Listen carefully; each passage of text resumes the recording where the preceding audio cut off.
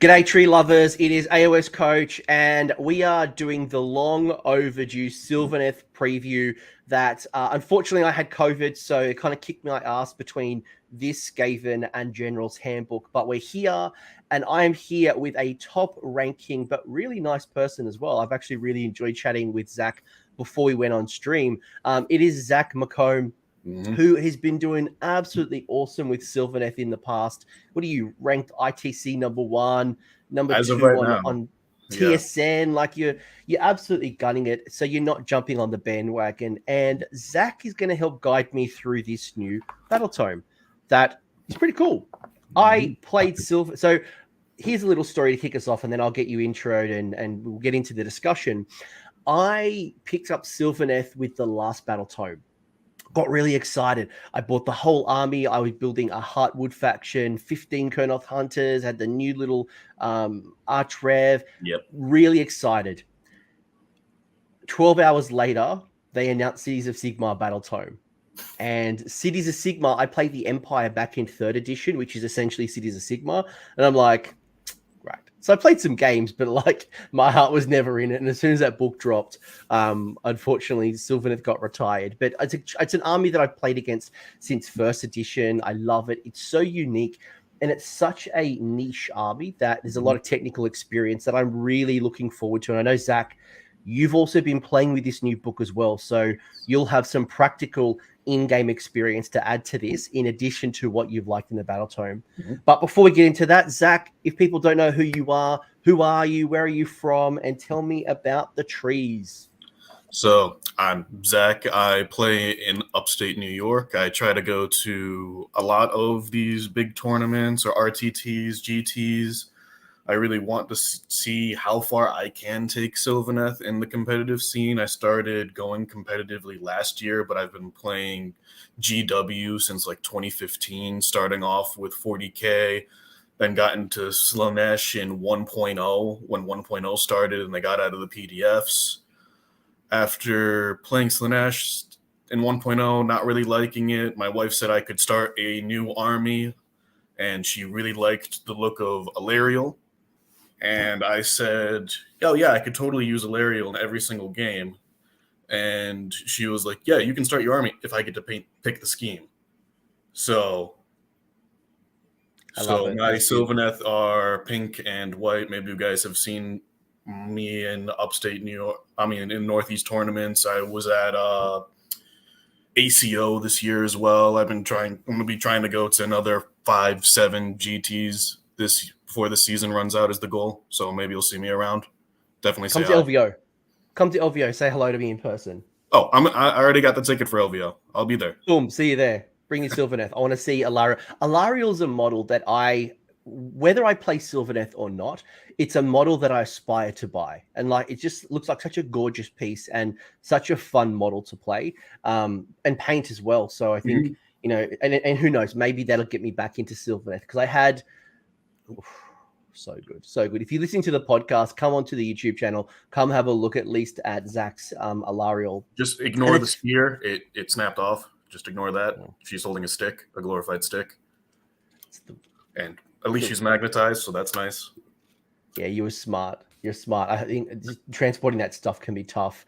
And one thing that I think is really cool, Zack, is I remember when I was building up my Sylvaneth and I had this idea and I'm like, how do I want to paint these? And I'm like, I want them as summer. I want them as like autumn, summer, right? And I wanted to tap into the old Wood Elf lore of like Orion and how Orion and Kurnoth would influence the Kurnoth Hunters. And, you know, being in summer, that's very aggressive type of build that I thought that would work really well with my Kurnoth Hunters. And now there's a whole bunch of rules that help me with that as well. There's the Seasons of War. So we'll crack on and actually get a look into this book and kind of get your thoughts. But I'm genuinely excited. I'm not like some kind of promoter trying to tell you to buy Sylvaneth. I actually really like this. It's a really cool book. What are your thoughts on the new book? I think it has definitely been an improvement from the 2.0 book. Going from 1.0 to 2.0 was a downgrade. At least 3.0, they made them better, which is hopeful. And we'll definitely be getting into the details of why I at least think they're a little bit better. And hello, Marcella. Thank you for beating me yesterday. Zach had played 3 games, and the last game was against Little Marathi. So Yeah, I good to was in see you. first place round 1 and 2, and she put me down to 4th. So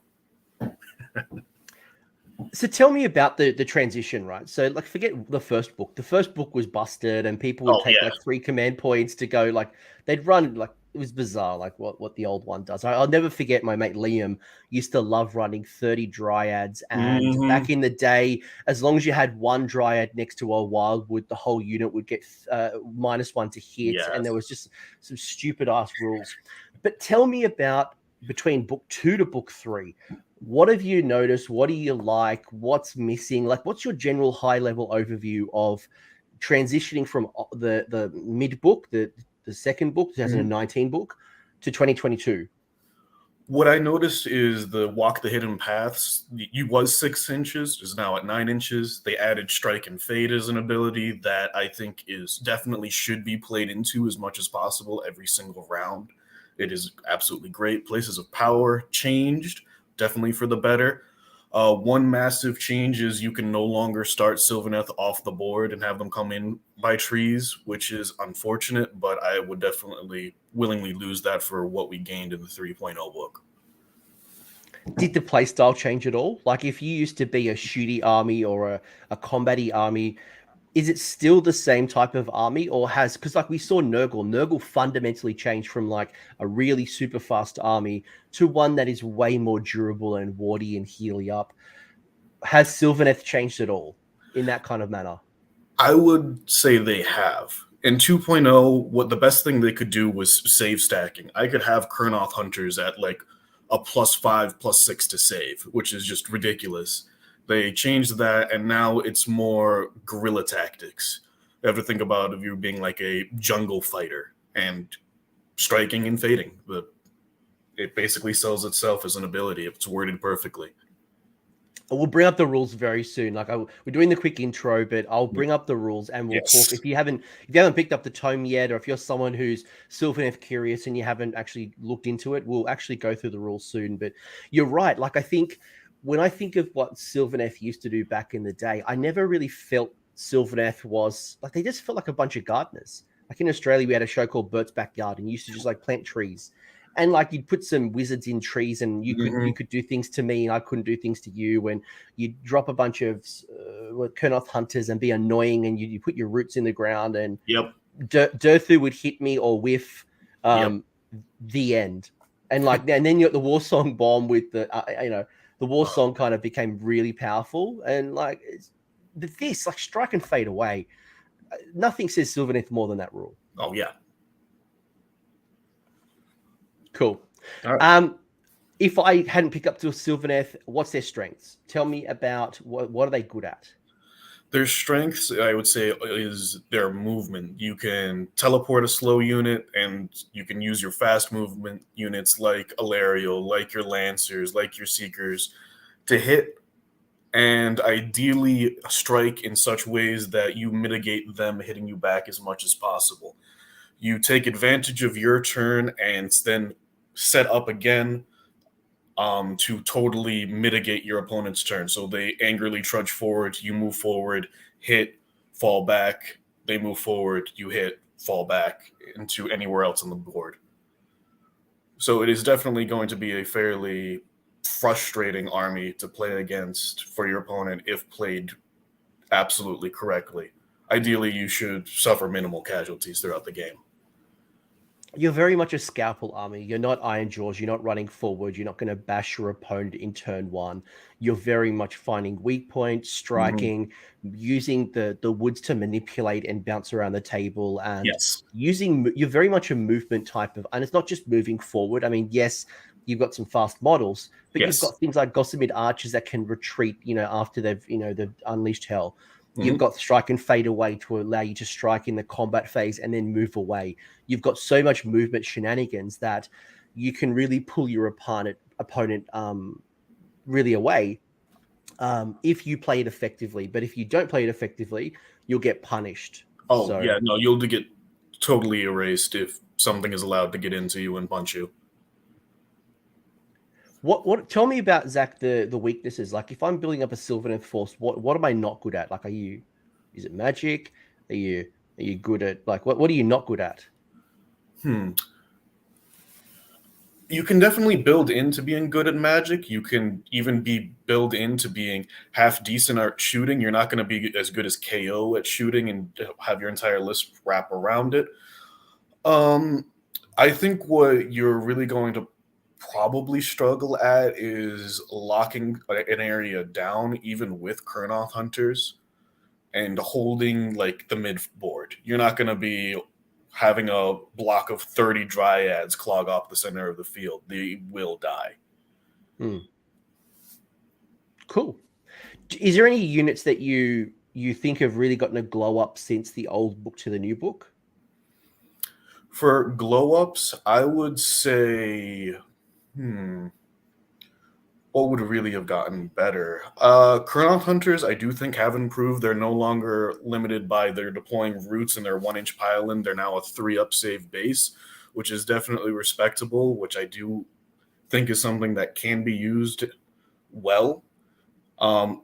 Their scythes are now rend 3, which is almost laughably good when you add more rend to them through other means the army has access to. Seeing your opponent react to something that's rend 5 seems enjoyable. Almost feel like I'm playing beasts. I might not use all that defense on that attack. Yeah. Is there anything that... And also the Tree Lords have definitely improved now that 14 wounds instead of 2, and bracketing way better. Instead of like bracketing off of like taking only 3 wounds, you now need to deal 6. They've also definitely improved, as with Alarielle as well. Alarielle, I would say, gotten better. And I would say Durthu even as well, just with the monster table chart. So in the past, folks, if you're not familiar with the War Scrolls, there would be 5 different levels, I guess, depending on how much damage things like Durthu, the Tree Lord Ancient, had taken. And, you know, you could bracket, as long as you put on about 5 or 6 wounds on Durthu. I remember, like always, whenever I see a Durthu, my goal is to put 6 wounds onto Durthu as quick as possible. And the power level just went from this to this. Like I could almost ignore Durthu once they'd taken 6 wounds. Now that table, 1, doesn't bracket as aggressively, but 2, the power level doesn't drop as much. So you will get more consistency from the likes of Durthu. And I'm a big fan of Durthu. I've always have been, but it's either he's amazing or he's craptacular. Like this is always his swing. I definitely agree. It's that high quality attacks that are even more high quality, I'd argue, than even like Iron Jaws. Like he does flat 6 at full bracket, but it's only 5, 6 attacks. And when you miss them, you feel it. Yeah. Especially like, is it the tail, the impaling tail? Because it was just like it used to be a 1 attack, I think. Like, now it's 2. The massive impaling talent, I'd always play it up whenever I'd swing at my opponent with it. It was 1 attack. It was like 2s and 2s at top bracket. Rend 2, 1 damage. But if you got a 6 to hit, it was D6 mortal wounds. Yeah.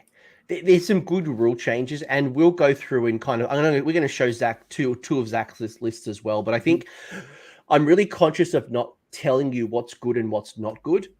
Mostly because we are in a season of 6 months, right? So this General's Handbook is going to be 6 months. And we were talking a little bit off stream as well that, you know, the Bonds of Battle, which doesn't really work in your favor with things like your Kurnoth Hunters because they're 5 wounds and they're not Galette veterans.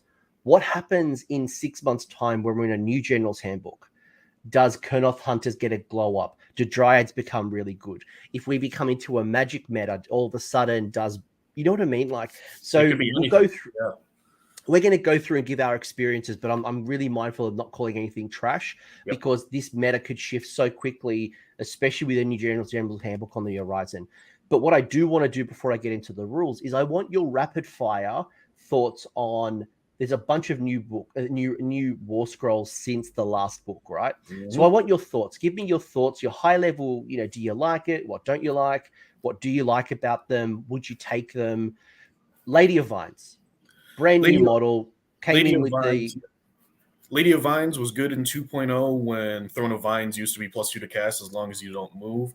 But now you're basically taking her for her 5-up ward and it goes off on a 7 and it's not incredibly consistent that I would rely on it, because if you fail that roll, she doesn't really bring enough to justify her point cost, besides look cool.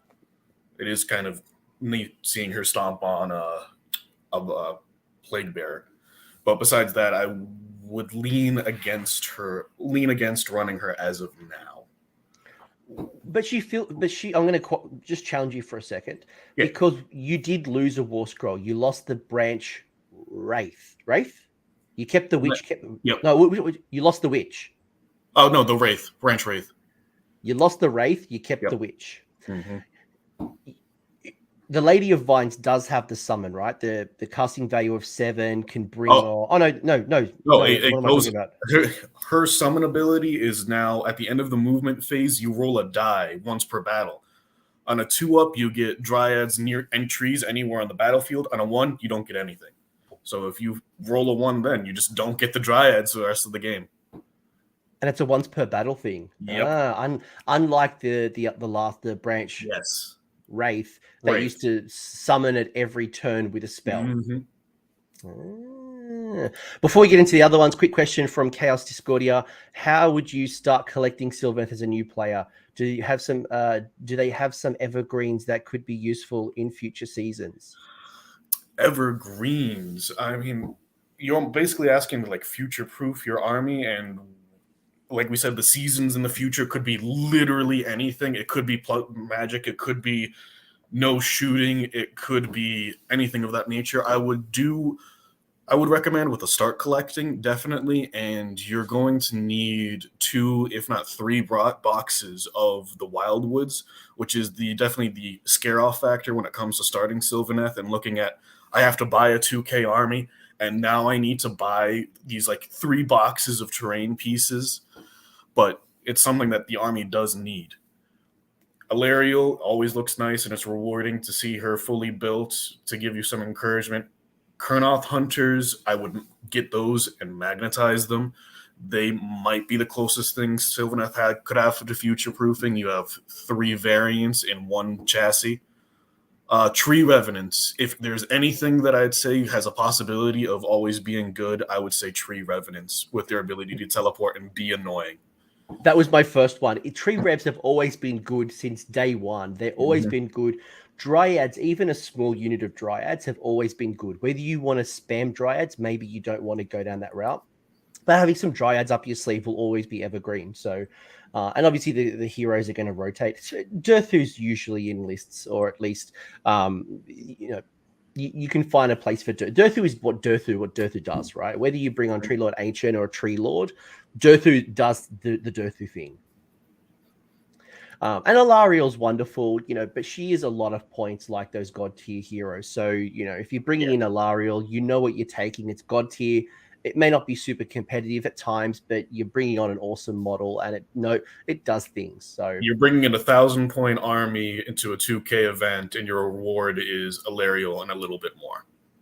Yeah, and there's little Marathi's pulled out as well. She loves Alarielle. The ability to come back, that's definitely one that I want to talk to you about Alarielle in a minute. But, calling out some great abilities, the fact that she has a chance to come back after she dies. She can heal. She's got the free summon. Yes, you're taking on this like 800-point god tier model. Yes, but you're getting a lot of value from Alarielle. So, but a couple of other rapid fire ones I want to get to before Alarielle is the Gossamid Archers.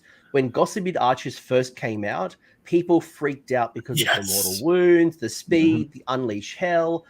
And I'm not seeing many lists in this current book that people are taking Gossamids. It seems like it's like a unit you've completely forgotten about. They are laughably good against armies that do not have ranged or magic. But when you're going to a competitive meta, you are going to see armies that have the ranged units, that have the magic capabilities. They're 220 points for 5 guys. And if you go against that, they're just gone. But their ability to shoot and then get back when they're charged is definitely something that is really good. Another thing that I do like about them is their coherency rules of 2 inches when there's more. So you can line up 10 across the middle of the field, put them out, and it's almost like a better version of the old coherency. I just find they're expensive. They're expensive what you're getting. Like they're fragile. And if you're going to take them, you've got to be really tactical with them because they are frail. If they get stuck in combat, they will die fast and it will not feel good. What about our 2 new bug riders? So you've got your Revenant Seekers and your Spite Revs. Not your Spite Revs, your Spite Revenants. Spite Rider Lancers. I love the Lancers. I think for this season, they're one of our best units. For the Seekers, I think that they're totally viable as well. Their ability to return a model to a unit on a 2-up is something that should not be glanced over. So I think that they are a safe bet for this season. With their speed that they bring to the table, not relying on having to go through the trees, is something that should not be overstated.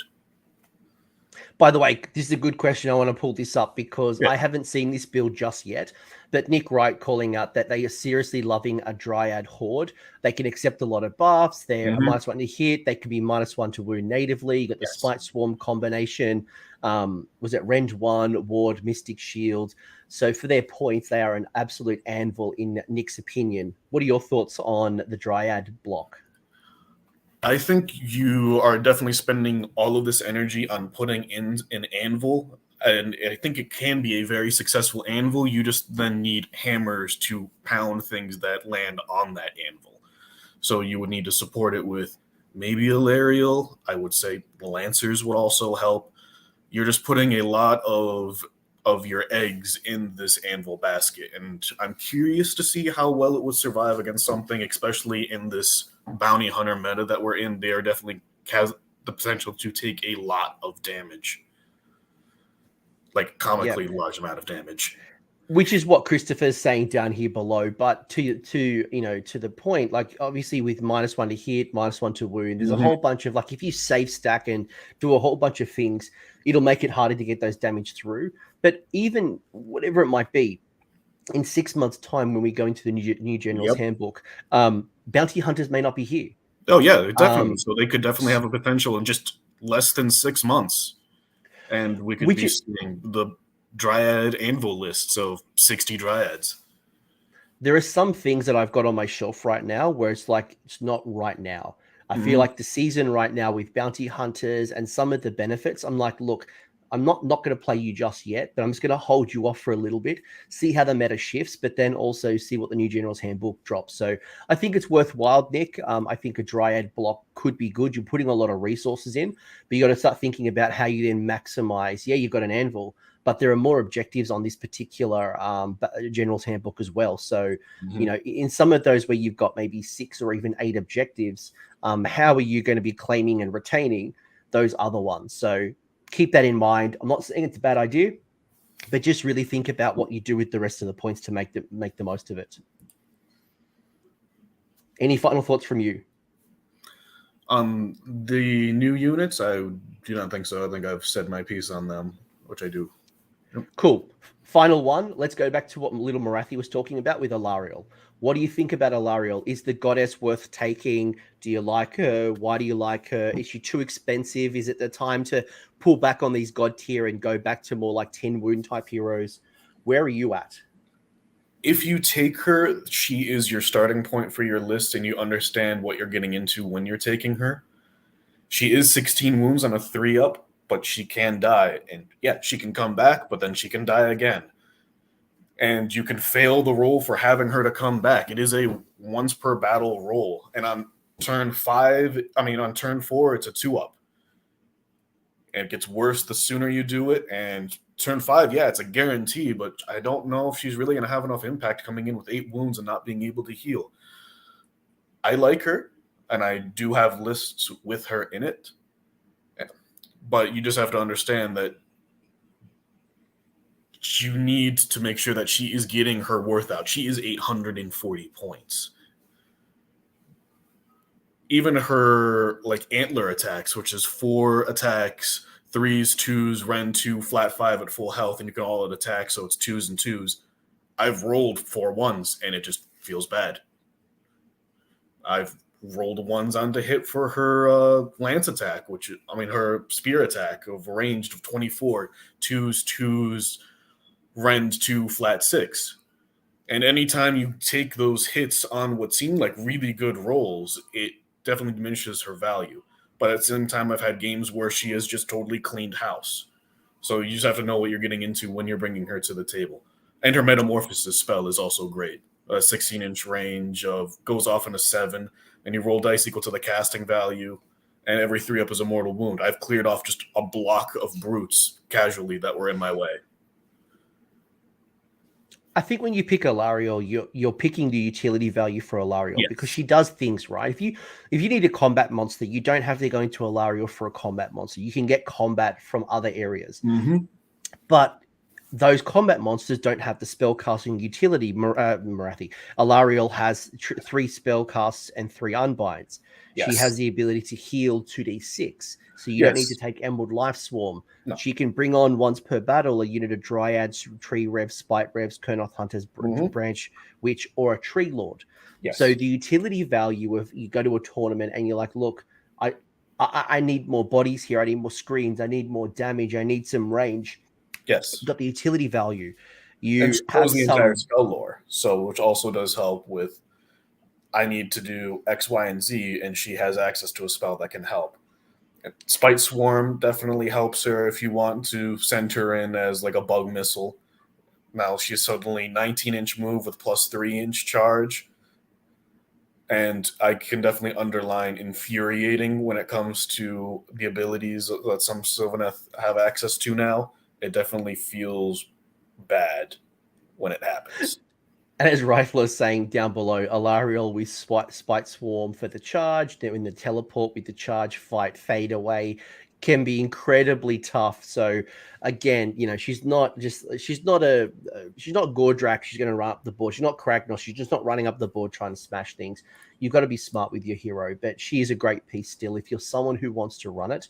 I just know at the moment, in the current General's Handbook, it could potentially be challenging depending on how battle plans things work, but she can be a great bounty hunter, which is something that I think is worth considering, is that there's a lot of bounty hunters going out clearing up your GVs. Yep. But who's hunting the hunted? All right, Alarielle could be that. All right, I'm going to get into the rules. I want to get your thoughts on the rules, the allegiances, because I think you're going to have a lot of great wisdom here. I'm not going to read out word for word everything, but I do want to hear your thoughts around what do you like? Do you build lists around this? How do you take advantage of certain rules? Because Sylvaneth does have a lot of great rules to access. So you've got your groves. We'll go through the groves on the next slide. The next slide, I've actually got the groves, but you've got 7 different options for your groves. So you pick your Sylvaneth allegiance. Then from there, you can pick one of the sub-factions, and each of those sub-factions gives you additional bonuses and kind of incentivize you to build lists in a certain way. Do you have any favorites, Zach? We won't go into it just yet, but do you have a favorite just yet? Favorite grove? Yeah. I'm really liking Gnarlroot and Heartwood. Are those two that I'm drawing right now? Which is interesting because I'm seeing a lot of Harvest Boon right now, but we'll go into the rules soon just to wet the whistle. But you are seeing a lot of Harvest Boon as well. So the rules, you got places of power. So after territories are determined, before faction terrain is set up, you can pick 3 terrain features on the battlefield wholly outside enemy territory. Those terrain features are considered overgrown terrain features. At the start of your hero phase, you can heal 1 wound allocated to each friendly Sylvaneth unit that's wholly within 9 inches of those overgrown terrain features, or a friendly awakened Wyldwood. Do you like it? Do you build around it? How do you use it? I love it. You almost build around it by default with how Sylvaneth works. And what you need to take account for is you almost think about them as a miniature awakened Wyldwood. You can almost use them as like strike points where you're going to strike and fade from, which one we'll talk about when we get from the woodland depths. So before faction terrain goes down, you pick 3 terrain pieces that will be overgrown. Overgrown does not block line of sight as of right now. Overgrown used to block line of sight in like the old 2.0 stuff, not anymore as far as we know. The tricky thing is sometimes when you go up against an opponent who then gets the role to set up the terrain, they will purposely put up terrain in such a way that it makes it very difficult to pick places of power because they need to be wholly outside your enemy's territory. And if you're going against a cheeky opponent, they can just like nib it into their territory and like, oh, you can't pick that one. The ability to heal 1 wound at the start of my hero phase is beneficial. It's not going to win every single game, but if I'm going against something like Nurgle, it's definitely satisfying to clean all of that disease off in one swoop and give them back to my opponent and be like, all right, you got to do that all again.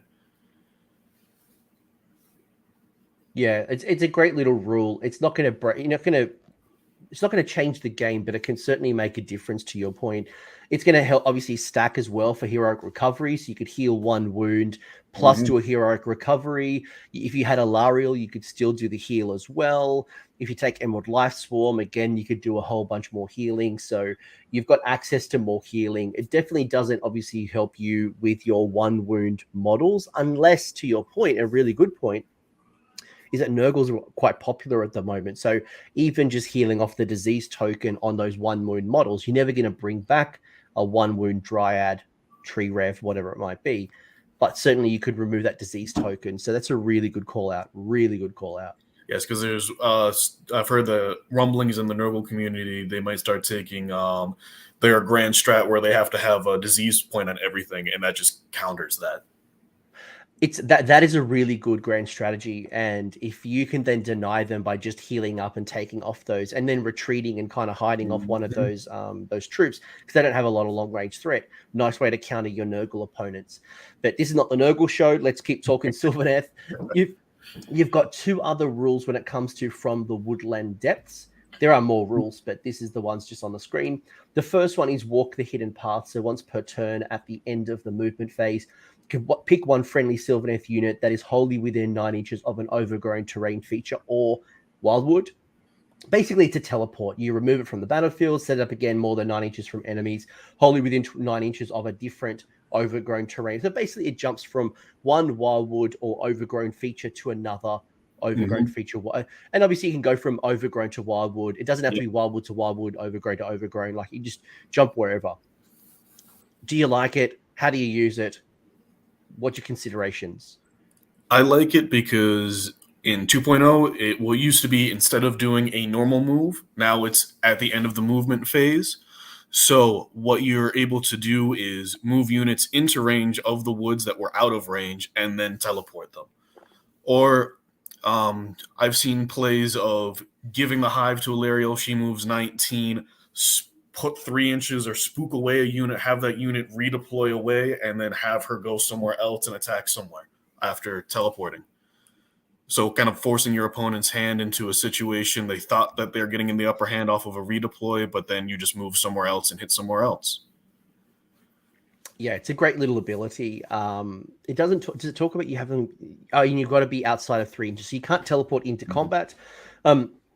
If I am in combat and I'm within range of the Wyldwood, can I disappear out?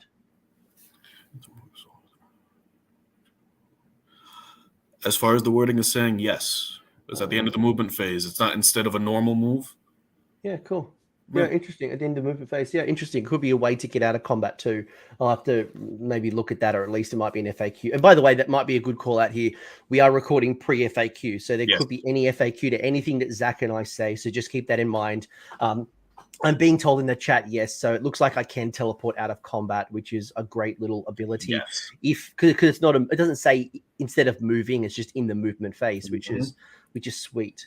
You've got the other one that I really want to talk about because this is my type of rule: strike and fade.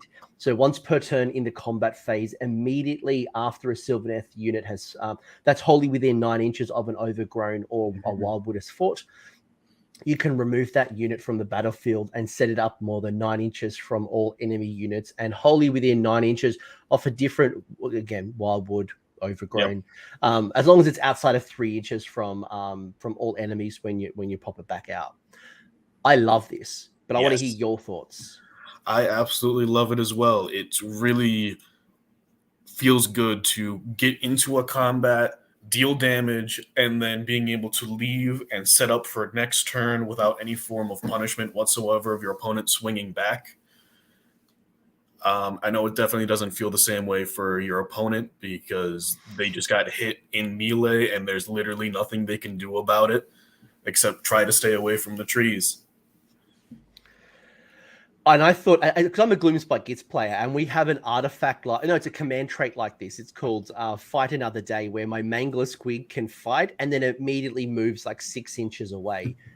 Or I think something like that. But you, on the other hand, can literally just disappear. You fight, and then you disappear. Mm-hmm. Who is a good recipient of Strike and Fade Away? Is it a unit? Is it a hero? Is it a monster? Like, how do you think about Strike and Fade from a list construction point of view? So I like to strike and fade something that is going to move fast the next time it's my turn. So something like Alarielle or the new Bug Riders. You move them up, you hit, and then you fade away in such a way that your opponent is not going to be able to reach them because you're moving 14, 16, 12. But you know that they are going to have to move somewhere and you're going to be able to intercept them again. And then set it up again. It's like setting up like a pins in a bowling alley every single turn, knowing where your opponent is going to want to be, put your fast unit where you're going to be able to intercept and then leave. Things like Drycha, the Lancers, as you've said, Kurnoth Hunters especially can be quite good. I've mentioned Spirit of Durthu as well. I think Durthu I'm seeing a lot of people using with Strike and Fade, so it doesn't kind of bracket after it's struck. I guess it's those type of combat-y type monsters. Or even if there's a unit like a unit of Dryads that you don't want to die because it's a part of your grand strategy, you can then literally disappear them away, heal them up, fight another day. Anything else you'd add, Zach, to Strike and Fade? I would definitely add in what Marcella is saying. It's not effective against things that fight on death, like literally an entire sub-faction of Daughters of Cain. They still get to slap back, unfortunately. So that's something to keep an eye on.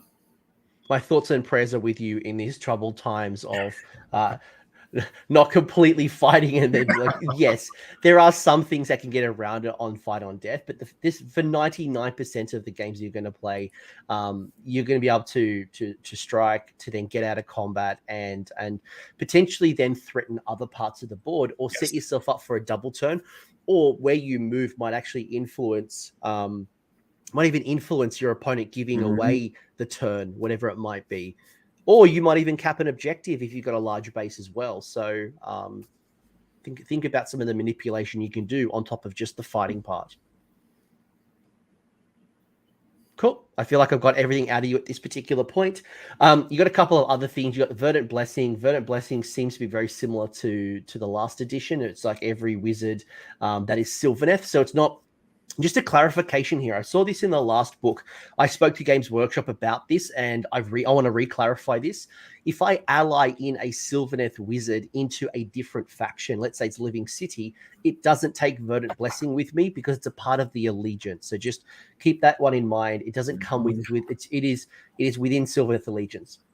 Yes. Verdant Blessing has a casting of 6, range of 18, and you get to summon an Awakened Wyldwood that's wholly within range and visible to the caster and more than 3 inches from enemy endless. So models, endless spells, invocation, terrain features, and objectives. So, I mean, you don't have to pick it, right? So just good spell to have. And I think to your point, you said, you probably should have at least 2 to 3 sets of Wyldwoods, one for your instant deployment and then a couple up your sleeve. Yep. And this is a spell you should probably be casting almost every turn and setting it up somewhere. It could still pop up. I've willy-nilly'd a forest out somewhere on the battlefield, and then by turn 5, it became crucial and would get me my grand strat. And it's like, oh, okay. Good thing I did that. And it's definitely a spell that your opponent is going to be trying to counter. So if you need to get it off, make sure that you're doing your best to have it go. The range has since decreased since 2.0. In a 2.0 book, it was 24. Now it's 18.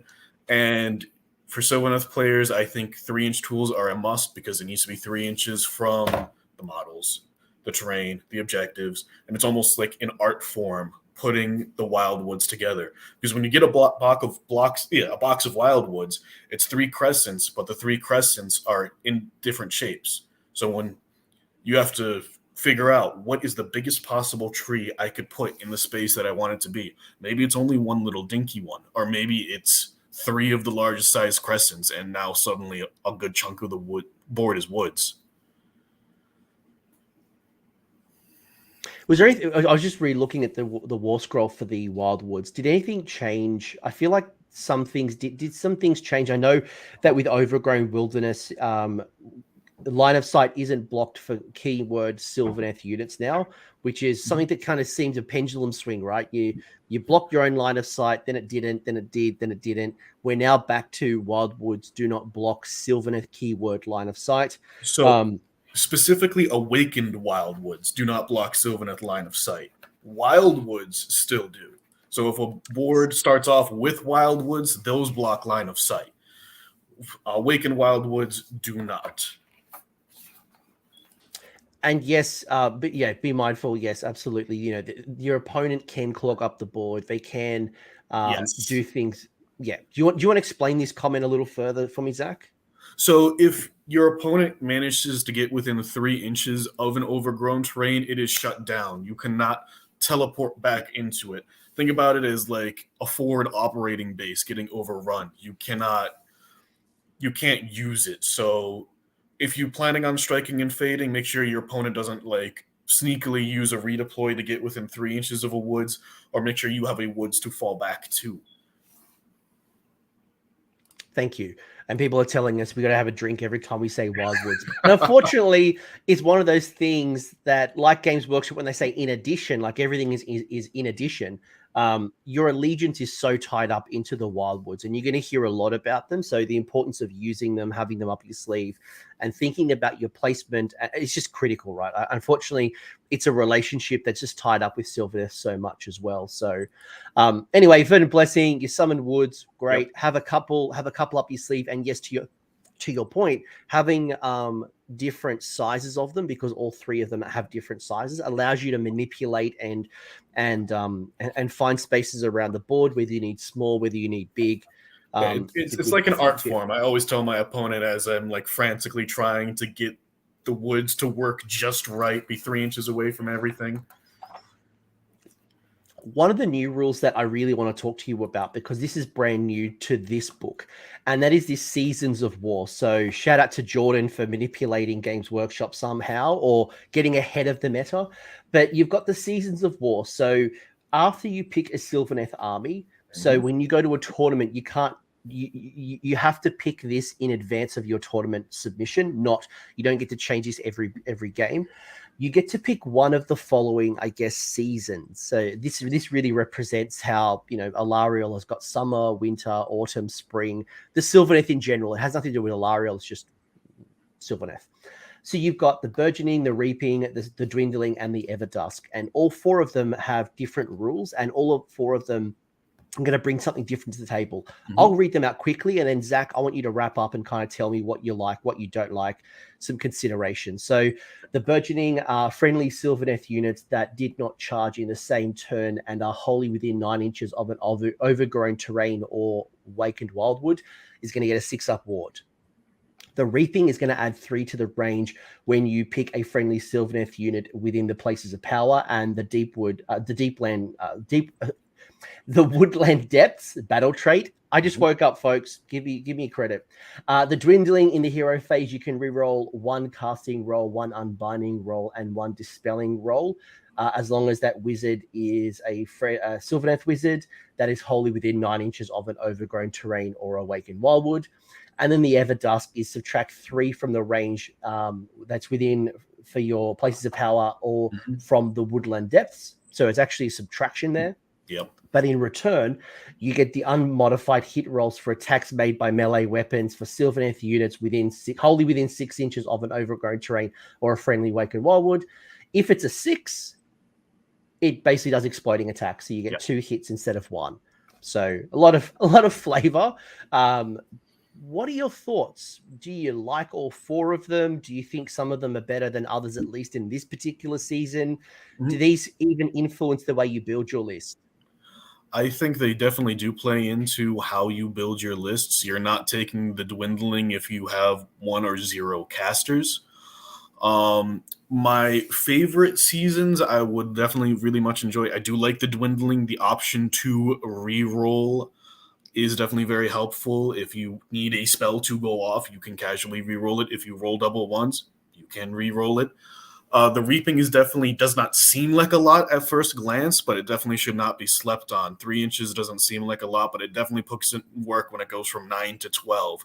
It can make the strike and fading and the teleporting go from something that could possibly be played around to an inevitability. 12 inches is absolutely massive in this smaller table size. The burgeoning, I want to like it, but I don't really like having to rely on a 6-up ward, and that also is if I do not charge. So it's almost like playing into I am going to be attacked in my woods, or I'm going to be able to hold back the tide in my woods for multiple turns, which is going to be fairly tricky. Everdusk is also one that I really would like to enjoy. Subtracting 3 inches from the range of the woods hurts. Exploding 6s can be comically good if you roll a bunch of 6s. I would just be careful of not running swords in Everdusk, because it is definitely a non-bow when it comes to Kurnoth swords being 6s to hit, dealing 2 mortal wounds, and you can't get both. I want to pause you for a second. I've got an interesting comment here, and I know you played Little Marathi literally 24 hours ago, who I can only assume played Daughters. Yes. And I know you did lose as well, so this is probably a timely question coming out from the chat, and they're saying some matchups are straight unwinnable, like matches against Daughters of Cain, which is ridiculous right now. What's your thoughts there? Is that true? Are you just going to like basically rock up to the table, see Daughters of Cain, and just concede immediately and go to the bar? Or do you think there's something in that, or do you think maybe there's some ways to build around and handle Daughters? I feel like if you're going to build around beating Daughters, you're going to weaken yourself to anything else. So it is definitely something that is going to be very tricky to play against, and you need to hold back as much as possible. Their snakes are fast, being able to run and charge. Marathi is fast with that mirror dance trick that she can do. You just have to play around it as literally as best you can. Striking and fading Marathi, shooting Marathi. If she touches something in Sylvaneth, it is going to die, and having to do your best to stay away from it. I was very close to beating Marcella. The game ended with Alarielle alone in the center of the table with nothing else left. So it is possible, but it is going to be very tough. I'm not saying that, no, I don't know what you're talking about. Daughters is easy. Yeah, and look, even she is admitting it. Daughters is overpowered right now. Look, Daughters are good. I play them. They've got like 3 instant battle tactics you can basically score between the General's Handbook and what's in your book. There's some very easy ones, and your grand strategy is basically almost, it takes you a lot of it's quite hard to not score your grand strategy. But put Daughters aside. Think about how you can beat them. Think about what makes it work. Think about how you need to tailor. And I'm sure with more time and more practice, you will get better. I wouldn't say there's no unwinnable games, but certainly this Age of Sigmar has always been built around scissor, paper, rock. It's always been about, there'll be some strong factions, but then some Daughters will get butt punched by some other kind of army. Cool. Anything else you'd add here from the Seasons of War? No, I think I said everything I'd like to say about them. Yeah, I think, look, as the meta shifts, things might change a little bit. But I think to your point, the Dwindling and the Everdusk probably stand out for me the most, especially when you start thinking about the Everdusk in combination with some of your offensive builds, plus the Strike and Fade. Some very good things there. The Dwindling can come off really quite well, especially with some of your nice casters and some good spells you want to get off. And potentially as well, even with the the endless spell meta we're currently in. You see that purple sun coming at you. It is a hard unbind because it's a casting value of 8. You've got a second bite at the apple to be able to re-roll one of your dispel rolls. So that alone, and I am seeing a lot of Twitter, Discord chat around the purple sun. It's given people nightmares. So getting yourself a second bite at the apple, and if you can find any way to get a +1 or a +2 to your dispel with a re-roll, that purple sun will get neutralized. Zach obviously agrees, or he. Yes, I love the purple sun. All right, so what about the sub-factions? Without going through all of them, I'm not going to read them all out. Read your battle tome or go to Warpedia when it's updated or whatever. But there are 7 allegiances, although someone told me in the chat earlier it's really only technically 6 because no one takes Ironbark. I told you, don't read Ironbark. It has a lot of words. It adds up to nothing. Don't even bother. It does not exist.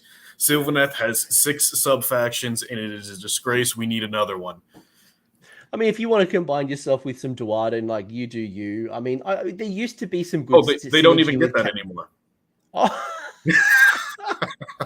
There used to be some good synergy with you and KO, like back in the day, but now, now that's no longer there. But look, of the 7 sub factions, do you like them all except Ironbark?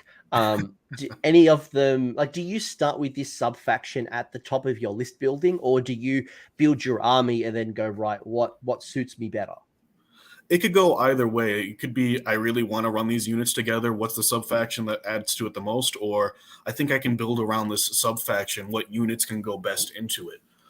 For the ones that I really like, Gnarlroot is surprisingly good. It's once per turn you can triple cast, so that can go into either an unbinding or stopping an important enemy spell, or going into a very important spell that you're trying to cast, like the Purple Sun.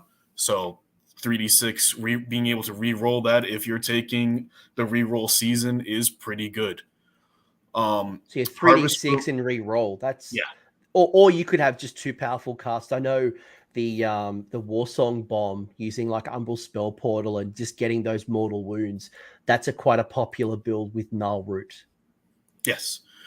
Harvest Boon is, I want to like it, as Sim with a lot of things that I want to like in this book, but it's trying to do what Nurgle does with their drones, and I don't think it's as good.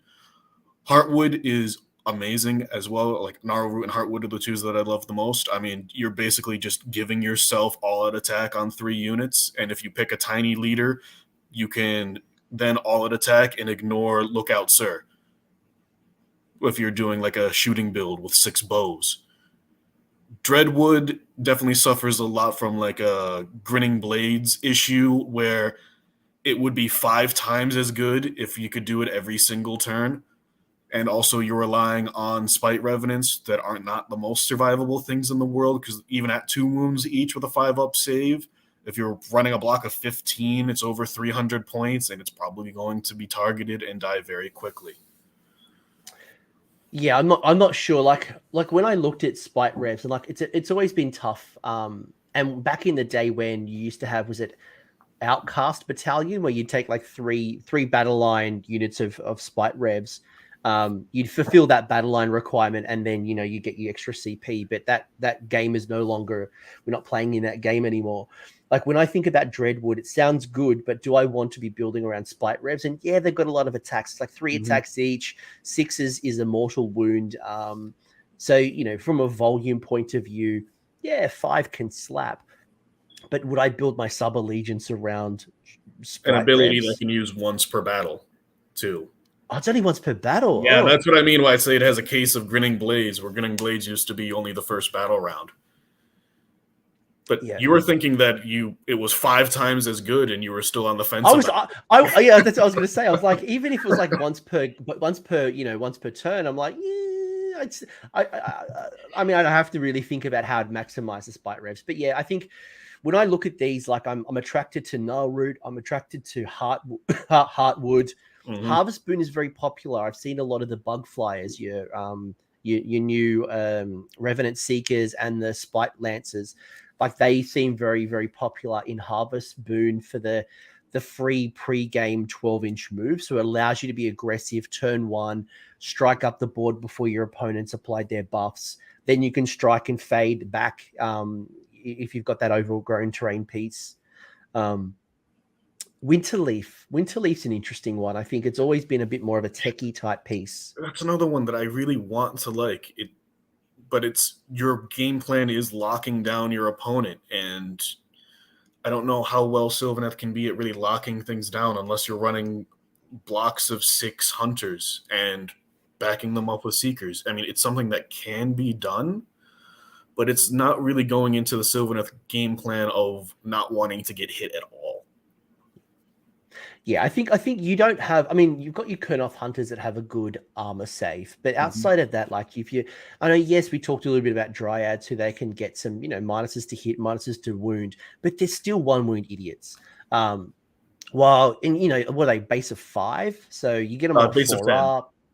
No, the armor save. What's their save? Oh, the 5s. Sorry, yeah, that's what I meant. Sorry, yeah, they come in blocks of 10, although Blocks if you of buy 10, them, but 5s for their armor. But if you buy them in their box, they're actually boxes of 16. We won't go into that one. It's a tragedy. It's a Warhammer Fantasy legacy that keeps on giving. but yeah, you don't have a lot of durable troops outside of. I mean, your new bug troops are incredible when it comes to durability, being able to regenerate or heal up and things like that. But your Kurnoth hunters are probably your Winterleaf if you want to kind of do that. Mm-hmm. But even then, like, do you want to? Yeah, I don't know. Seems a bit weird. Do you like Oakenbrow? Oakenbrow would have been pretty good last season. Maybe it would be good in the season later on. The main thing that I think is going to be good about Oakenbrow is the bracketing and making sure that your Spirit of Dirthus stay topped off. And the Tree Lord's abilities of negating pile-ins could be pretty good if people are running like hordes of 60 clan rats or zombies, being able to tow in and only take minimal punishment back if you stop their pile-ins entirely. But besides that, I think the other sub-factions just take them out just a bit more. Got an interesting question I want to bring up from Shaun Allen just before we move on. Mm-hmm. Do you think an all-bug army, so we're talking about the Revenant Seekers and the Spite Lancers, do you think that an all-bug army would be solid? Because we have seen in the past dragon builds, like it was just all the dragons from Stormcast. Yep. We are seeing in Nurgle all the Puscoiled or the Black King big flies. Do you think the same is true for Sylvaneth? Do you think a full army of bugs would work? So the bugs are 4-up armor, 5 wounds each, so it's 15 wounds on a 4-up. And if you're bringing in all bugs, you're going to have multiple bugs in combat. So you have to hope that when your opponent does swing back into you on the turn that you charge in, because not all the bugs are going to be able to bug out, you have to hope that they survive. You have to have the command points ready for a inspiring presence. Their leadership, I think, 7. So you have to be careful on that. Yeah, they're bravery 7. They can bring guys. You have to be able to bring guys back. They rally on a 5, but if you have them locked into combat, they're not rallying. And of course, they're a good target for Seekers. So you would have to bring Seekers as well and make sure the Seekers are not in combat because you don't want to lose your Seekers. So is it possible? I could see it being very good at first thought, but then the more you realize how much damage things can do back to you, it diminishes its availability. Like I said, it's doing what Nurgle drones do, but a little bit worse. Yeah, your drones have 8 wounds. They're way more durable. Can you do it? Absolutely. Would I take a full army of Lancers or Seekers to a tournament? Probably not. If I want to win all of my games, I think the best world is a blended solution. You might have a unit of 6 and a unit of 3, and then bodies and heroes. But I probably wouldn't go full bug. But I think, and to someone else's point as well, like, yeah, I think Oakenbrow, to your point as well, just to bring it back home a little bit, probably would have been much better in the last. If this book was dropped in the last General's Handbook where we're in the monster meta, this would slap. This would absolutely slap. Zach, anything else before we move on? Nope, I think I'm good for sub-factions. Sweet. Battleline, my favorite conversation, because your dryads and your tree revs are still battle lined regardless of how you build your army. You have the much more simpler version of this compared to Skaven that came out at the same time. So if you are Dreadwood, you get Spite revs as Battleline. If you are Harvest Boon, those Lancers and those Seekers are battle line. And then if you're Heartwood, it's your Great Bows, your Great Swords, and your Scythe versions of Kurnoth. So all 3 Kurnoth Hunters become battle line. Do you like this? Do you pick your sub faction based on your battle line options? Do anything of the are worth considering as battle line? Your Kurnoth Hunters are not Galetian veterans, right? So. Nope. You don't get bonus. I mean, you're not going to get bonuses on the objective. You're not going to get any bonuses from expert conquerors or bonds of battle. So when it comes to Sylvaneth for this season right now, our vet options are Dryads, Tree Revenants, Spite Revenants. When in doubt, 3 units of Tree Revenants is totally acceptable when you understand that they are going to be fairly fragile. You want to teleport them around in ways that they are not going to be able to get charged, or you have to accept that they are going to be used as screens to stop that Maw Crusher from coming into your face turn 1 and effectively ending the game. I just want to make an apology to the Oakenbrow people, because trees are also battle lines. Apologies, folks. Yes, Tree Lords are battle line in Oakenbrow. Apologies, that's an oversight. But yes, they are also.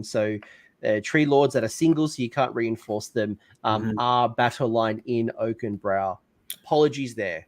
Which I definitely want to call out. You can, if you do Oakenbrow, you can then throw Tree Lords into Bounty Hunters, which is a play that could be seen and be kind of interesting.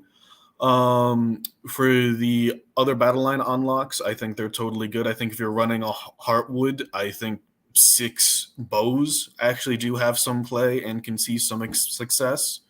With the free 3+1s to hit, they can take out key units that start on the battlefield.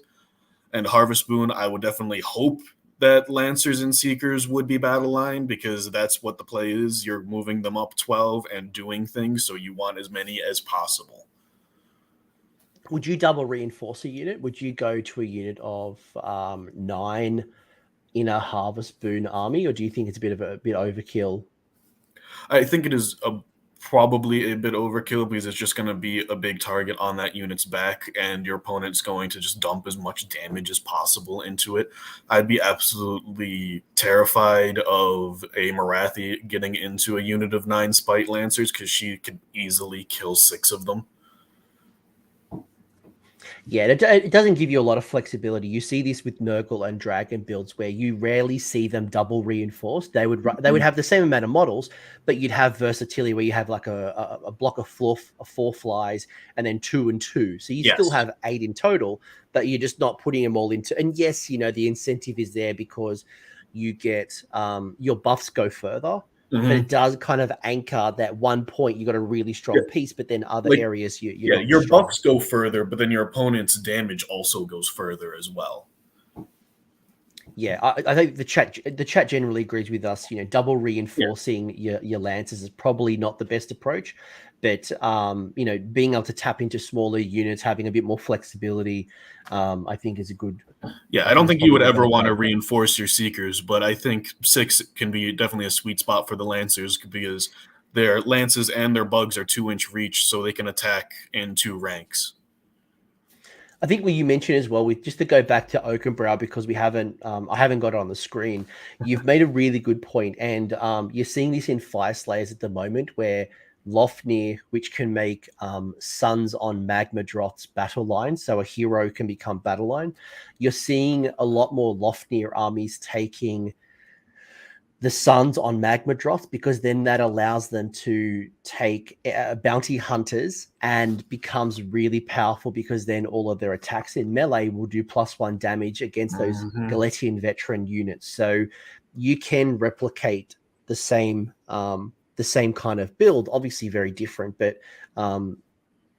within a unit of 2, you have at least 2 for that battalion. So something that might be worth considering. But at least from the games that I'm playing, I don't know your experience, Zach, but I'm not finding a lot of armies building around GVs. They're not going in and trying to maximize their GVs. In fact, they're trying to avoid as many GVs. So do you want to bounty hunter it? I don't know.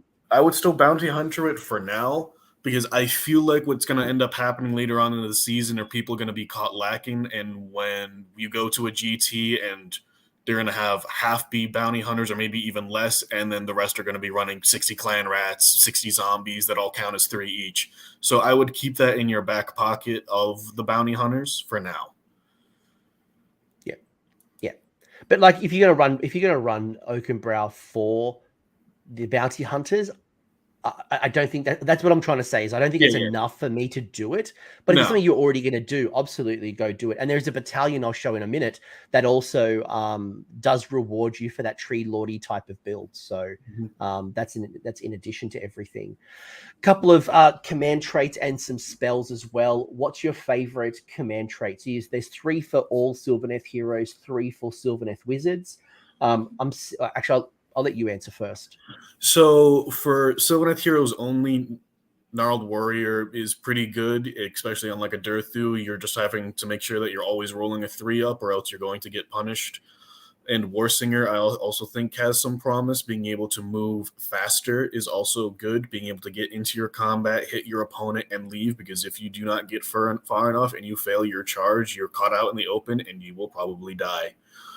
And for Sylvaneth wizards, I would ignore Nurtured by Magic. It doesn't bring enough to the table. Spellsinger is definitely like A or S tier right now. It is terrifyingly good. It is a better spell portal, and I am firmly in the camp that I am going to be sending a Purple Sun through my woods anytime that I get. No one is safe. And Radiant Spring is also one that's really good as well, being able to mitigate enemy damage if you're in a meta that people are using a lot of like Sentinels with their ability to reroll, being able to try and stop that, or being able to stop your opponent's Purple Sun. We're definitely seeing a lot of that. That could also be a reason to take Radiant Spring. I was going through Best Coast pairings just to prepare for this show to see what people are doing, and from the top performing lists just as the book has dropped. And what I'm seeing is, you're right, Gnarled Warrior, which ignores modifiers. So you basically become ethereal like Nighthaunt, which means you can't get Mystic Shielded, but it means that things like Durthu, can't be rendered both positively and negatively. Again, being able to then do Strike and Fade Away, knowing the fact that, not even Strike and Fade Away, like you could choose somebody else because, it becomes like an ultimate tank. Hell, you could then take the sub faction that allows you to get the 6-up ward, and you'd be getting an unmodified. You're basically Nighthaunt. But Warsinger as well becomes popular, as well as you said, the Spellsinger. I'm not seeing a lot of Radiant Springs in lists just yet, but Spellsinger getting the Endless Spell meta, whether it is the Spite Swarm Hive, whether it is Purple Sun, Swords, it could be a great way to basically turn your Wyldwoods into an Umbral Spell Portal, or even like the Warsong Revenant. Yeah, the War Song with the little bomb. Yes, he can cast that through the woods, anywhere on the table. So if your opponent's within 9 of woods, they are in danger range. Cool. Yeah, I dig it. What about the artifacts? Do you have any favorite artifacts? I think I do, but I'd love to hear what you love. They're actually nearly all fairly decent. Gladius is good for the hope of getting more attacks on something like a Durthu, even though the Crown of Fell Bowers is mathematically better. If you want to run risky, I would run the Gladius. Seed of Rebirth is nice just to be able to come back when you die to the opponent's Purple Sun, just to die again to it. I've seen that happen on Twitter as well. But Seed of Rebirth has value. Don't sleep on Acorn of Ages. It's literally a free tree, and if you set up whatever has it right during deployment, you get a free tree. And then if you have Spellsinger, you can then cast a tree through that tree, which I think is kind of amusing. The lamp if you're having a very priest-heavy meta, if we go to a priest-heavy season, I would say is valuable. As of right now, I'm leaning away from it. And Vespel Spell Gem, just being able to get a spell off guaranteed. I know a lot of people are using it to cast Throne of Vines because it goes off on a 9, so it seems like definitely the auto-include for the Vespel Gem. But don't sleep on the rest of the lore, something like Tree Song or even the anti-horde spell that does mortal wounds on 5s for every model in the unit if you're running against something like 60 clan rats. Yes. Would you pick something like the Greenwood Gladius for Durthu? I do, just because I like to live risky and I want him to have a lot of attacks. Even though I know it will never work out, I want to do it.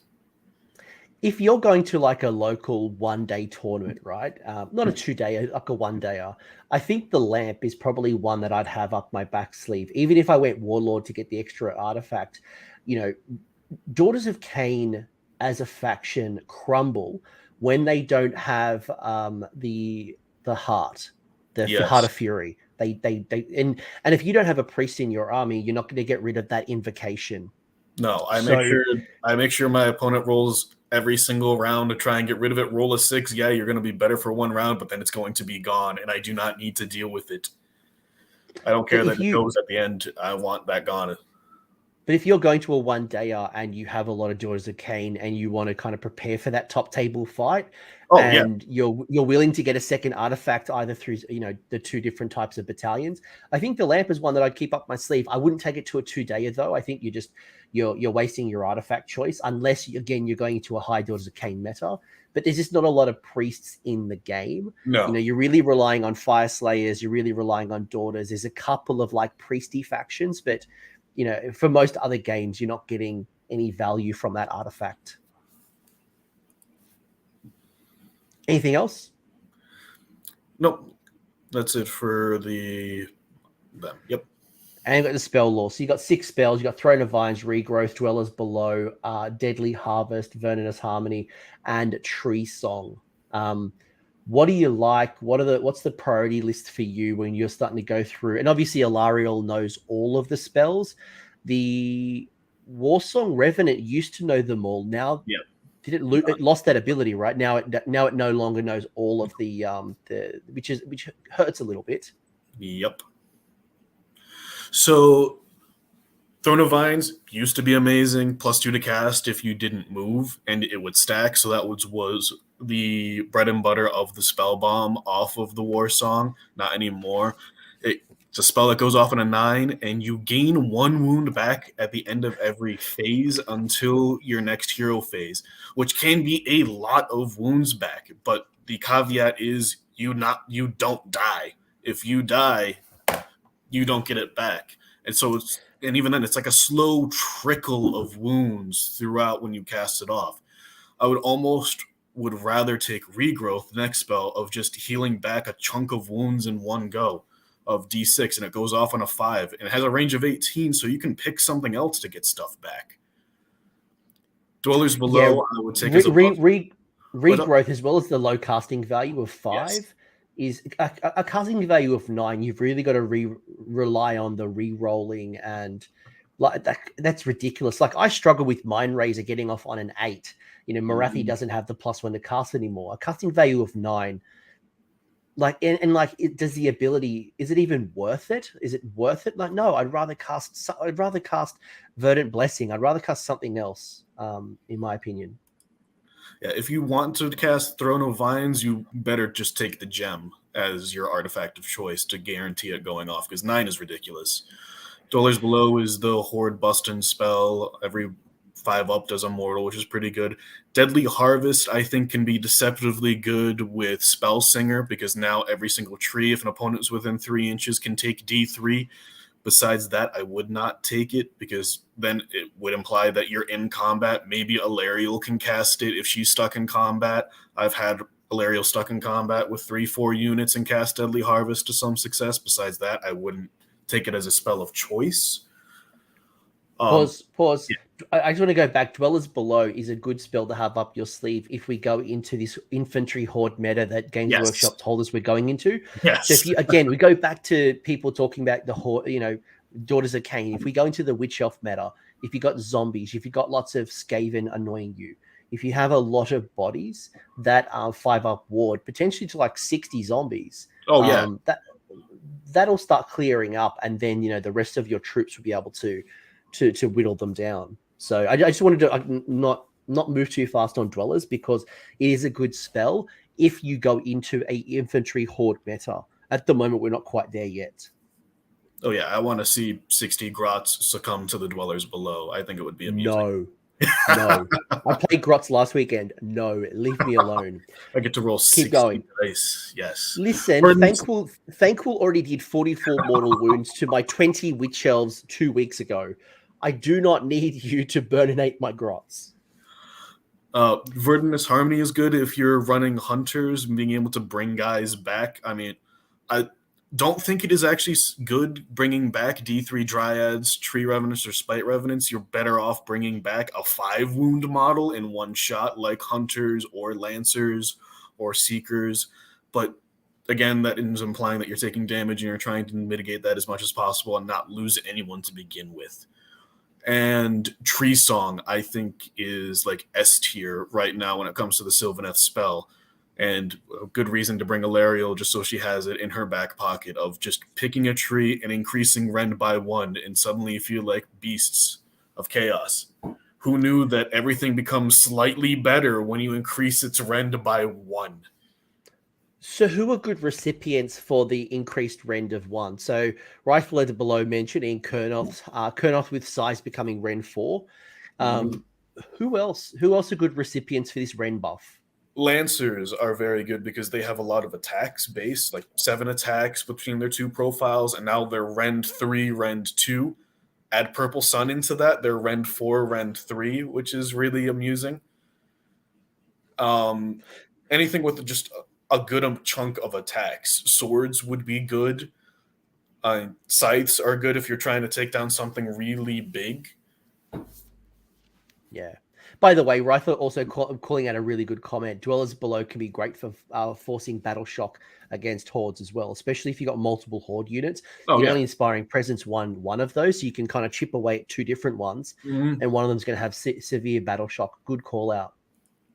Anything that you really want to take advantage of and really pack that punch, whether it's going to strike and fade away or you just want to mow through something, being able to increase the rend characteristic to something ridiculous. And, the safe stacking is definitely reducing down. You're not seeing as nearly as much of the safe stacking craziness, but it is still good to be able to guarantee and just clear out what you need to clear out, regardless of what the armor save is. But there also becomes a point as well where, do you even need rend 5? Like, are we at a point of ridiculousness that, you might stop your opponent using all that defense, but if I'm at rend 4 or rend 3 already, in some cases, I'm already not going to use that CP. So, like, there comes a point where you got to think about, is it worth it? So that's why I like having it on Alarielle, because it's not something that you're going to have to cast or feel bad for not casting if you're having it on another model. It's something that's in your back pocket, like Alarielle being that utility knife. If you need that extra point of rend, cast it. If not, cast something else. She has a whole spell. One of your mates below, I think you played, I can't pronounce that name, Ramulin. I think you played him at Iron Suns, Iron something GT recently. But I think with size, I think one of the things as well with size is that you don't get the bonds of battle. So you can't reinforce and get all the good stuff, but the sides giving you the 2-inch reach and then getting you the extra rend does cut through that bonds of battle stuff, because your Kurnoths are just not GVs. So and they can definitely do a good chunk of damage if you have something like an Arch Revenant near them, giving them +1 wounds now and +1 to their attack characteristic. They can deal out a good chunk of damage. Yeah, it's cool, right? Because regrowth can really just be your Emerald life swap. You don't need to take the endless spell for that. There are just so many great spell choices here.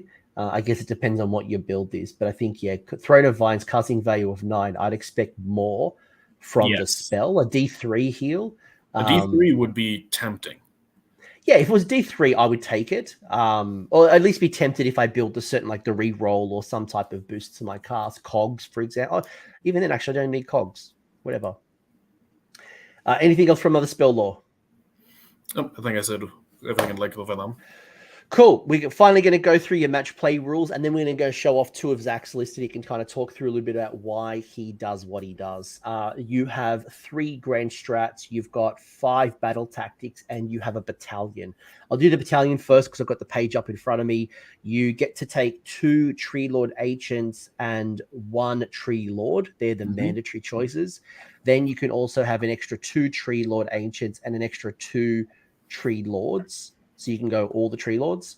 And if you do so, you get to put them into a once per battle, get a free CP. So I do think that it is interesting, but I don't think you'll see it at a competitive event as of right now with the current season.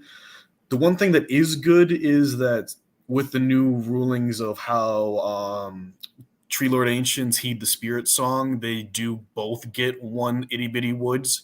It used to be that if you ran multiple Tree Lord Ancients, you would only get 1 no matter what. So now you can get some more trees out of that, and you can have more operating bases, like I said, of being able to strike and fade from even more places on the battlefield. And extra CP is always nice. Sylvaneth do not really generate CP as something like lizards can. So more the better. I think for me, the big piece is exactly what the comment here says, is that if Durthu was in this mix, I would be more tempted. But because it specifically calls out Tree Lord Ancient and Tree Lords and no reference to Durthu, I think for me that kind of confirms that I wouldn't run it personally. And in the current season as well, if I'm going to take Tree Lords and I can make them Battleline in Oakenbrow, then why wouldn't I do that in Bounty Hunters as opposed to this? And I don't know the once per game CP is enough. Like if I could do this as like a 1 drop, if this was unified, if it was unified, it would be way more. If it was unified, absolutely. But like to get an extra CP once, I'm trying to bump it up to make it look good. I'm trying my best. Look, and we're talking very competitively, folks. If you want to run it because it's narrative, you do you. Have fun. I'm not here to stop you, but if I'm going to take this to a tournament, probably not. I think there are just better options personally. What about the grand strats? Are these going to sway you from taking the ones from the current battle pack? Do you think any of them are... Okay, tell me more. So the first one, you have to do 4 of the Sylvaneth battle tactics. 1 or 2 of them are very good, but having to do 4 is rough. For Vengeance, I agree. By the way, I agree. Having to force to pick 4 is too much. If it was 3, but 4 is just way too many. Vengeance and Spite, you have to kill the opponent's general with an outcast. Outcasts are either the Spite Revenants or Drycha, and it's one thing if it's a little dinky hero, it's another thing if it's Archaon or anything big and scary, and will definitely pummel anything that tries to fight it. And you have to hope your opponent does something failingly incorrect to get into combat and kill them with Spite Revs. I was going to say, who are your outcasts? That's the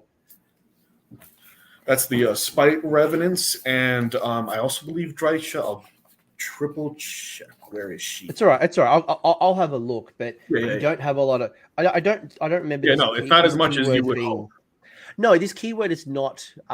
This keyword's not across the board, so it's very restrictive on where you get it from. So keep going. I'll have a look. Drycha is definitely outcast. So if you can get killed by Drycha, opponent's general get killed by Drycha and or your Spite Revs. Good job. You definitely deserve this. It should be 3 victory points, even if it's not your grand strat. It's definitely an accomplishment. For the Roots of Victory, you want to put down woods on the battlefield, and it's requiring that you put down one in each quarter, or you can put one in the middle if it's a point that allows that to happen. But then the big failure of this grand strat is the second half, where you need to keep opponents away 6 inches away from all the Wyldwoods on the table. And it is really easy for your opponent to just stumble into one by the end of the game. Yeah. Yeah, but I think the Deep can have a similar one where you've got to have no enemies around your boat. But we're not talking about quadrants. We're talking about 1 or 2 boats. It can be hard to defend 1 or 2 terrain pieces alone, right? I could have a little teleport unit that teleports, especially late game, into the backfield wherever a tree is. And as long as there's one model that's going to be near it, That's it. You've lost your grand strategy. Yeah, it's a bit of a risky play. Go into battle tactics. Sure. So before we do that, is there any current grand strategies that you prefer in the current battle pack? Like, ignore this one for a second. Is there ones that you like? The one that I really like the most is, I believe it's Take What's Theirs, is to have more units in their deployment, because by turn 5, you can have your entire army in their deployment through going through the trees or moving fast if you have it built for that. Like Tree Revenants just have a flat-out teleport. They can get there. Alarielle moves 16. Lancers move 14. You can send something through the trees, and you can have 2, 3, 4 units in your opponent's deployment zone. And that normally outmatches them, ideally, if you're striking and fading and whittling down their numbers. Yeah, I like that. I like that a lot. I've been playing around with Demonstration of Strength, and it's just too hard to keep my my battle line on the table, my Galatian Veteran battle line on the table. It's just, especially with the Damage 1 Bounty Hunters just cleaving me through, just like, no, I'm not doing that again. And I've been running 120 idiots. Like, I've got 120 grots on the table and I can't even do it. Oh, I'm going to run like a whole bunch of MSU.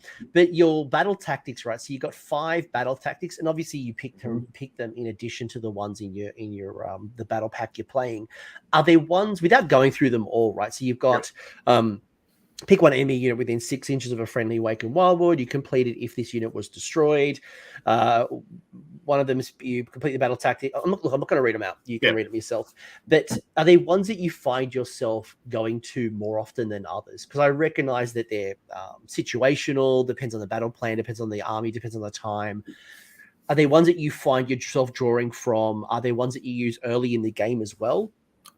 So Harness the Spirit Paths is laughably easy when it comes to Sylvaneth. So it's worded that it looks like you have to teleport and then charge, but what it is saying is you have to use one of the Sylvaneth teleport abilities on a unit that also charged in that turn. So you can move forward, charge, and then teleport out of combat, which is what you're supposed to be doing every turn anyways, and now you get a battle tactic for it. Eradicate Trespassers is one you want to keep in your back pocket, an enemy unit within 6 inches. At the tournament I was at yesterday, I got 4 flies down to 1 with a couple wounds remaining, and he was within 6 of the trees. It was an easy battle tactic, slap him dead, and that's that. And the other 3 I would say are fairly difficult. Even the final one, which is just killing a unit with a wizard, you're relying on some rolls to get that to go off that can definitely have you sweating to make sure you get it off. You're not a fan of the other ones? I mean, obviously, you know, March of the Forest Lords, if you were that battalion we just showed off earlier, Oakenbrow. Yes, you just have to hope your opponent has a monster, and that whatever Tree Lord Durthu, Tree Lord Ancient is near enough to engage them and kill them. And hope that your opponent doesn't redeploy away or buff everything into keeping that one monster alive.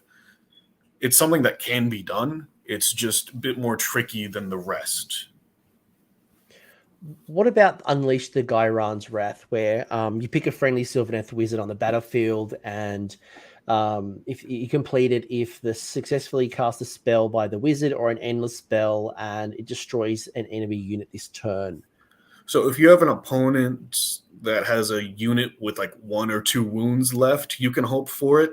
I would go something off of like a war song, getting the bomb spell off, and then hopefully a like an arcane bolt, or Alarielle with her spike with her metamorphosis. But you're again hoping that you get those rolls off, and if you fail those rolls, there goes your battle tactic. There's hopefully ones that are more easy to access at any given turn. It's not, you don't have a lot of like flat 6, flat 3 damage type endless spells. It spells up your sleeve. So it is a bit of a gamble. And like if you're late game and you've run out of battle tactics that you can easily score, this might be one that you pull out and hope for the best. But it's a bit sketchy. It's like a desperation one for sure. You want to have like arcane bolt up your sleeve. You want to have like maybe like burning head and just a whole bunch of just offensive spells to chip away at that. I mean, and yeah, like, you know, Purple Sun is another example, but you are gambling. If you do Purple Sun, I mean, that's another one. You deserve that. You make eye contact, you like stare down your opponent and say, I got this with Purple Sun, and you roll a 1 and kill something.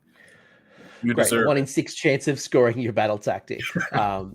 But you've shared with me 2 lists that I thought, you know, instead of going through every War Scroll node to man, and we'll be here for 10 years and I've got to go to work, it's Monday morning, I thought I'd share with you 2 of the lists that Zack has been playing around with. And I'd rather kind of hear your thinking around how you're putting the rules together and what's driving you to pick the units that you've picked. So the first list you've given me is your Heartwood in the Everdusk.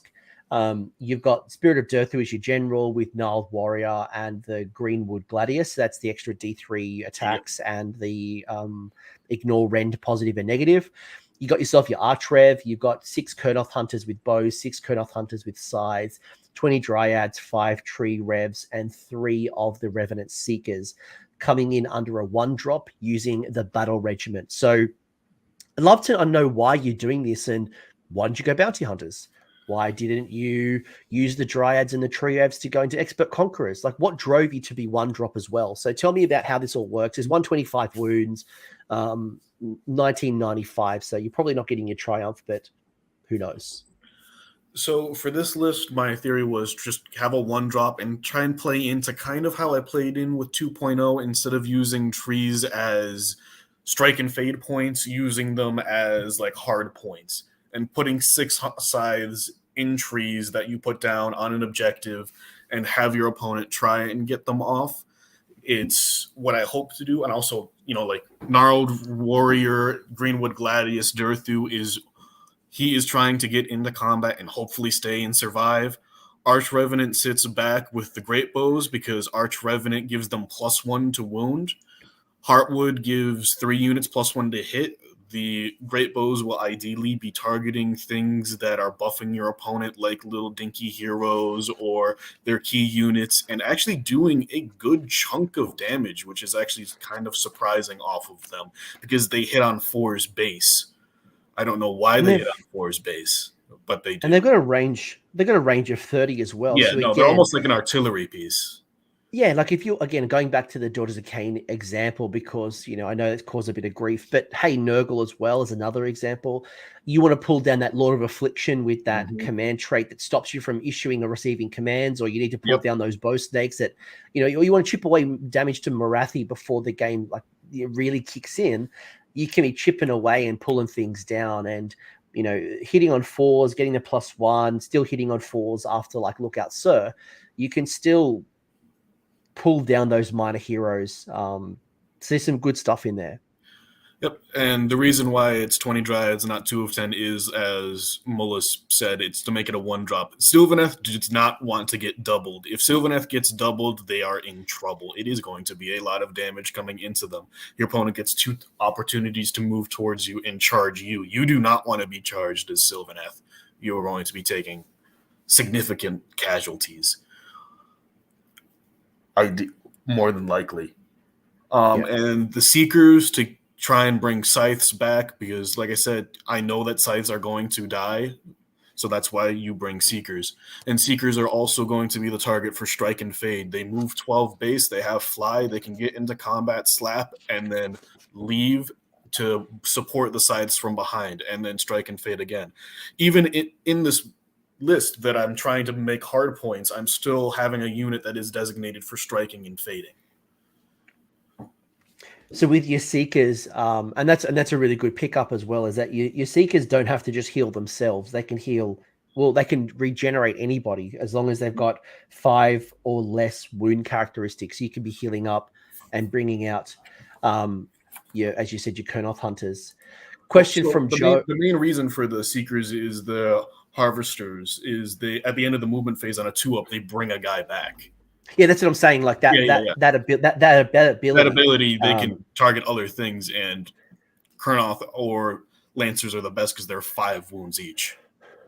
Yeah, and I see a lot of people regenerating themselves, but I like the way that you're using them to buff another unit and keep them back. Question from Joe here is, what's the value of Battle Regiment in the new book? Before we really wanted to go first to get the woods out, is this still the case? Not really anymore because of the new places of power. You pick 3 places of power, and that's almost the equivalent of you having to go first to get your trees out.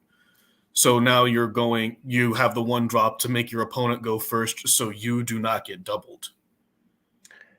Okay, so you're doing it not because you want to be aggressive turn 1. I imagine unless you are Harvest Boon and you want to go the bug route, that's when you want to go 1 drop because you want to be aggressive. Yeah.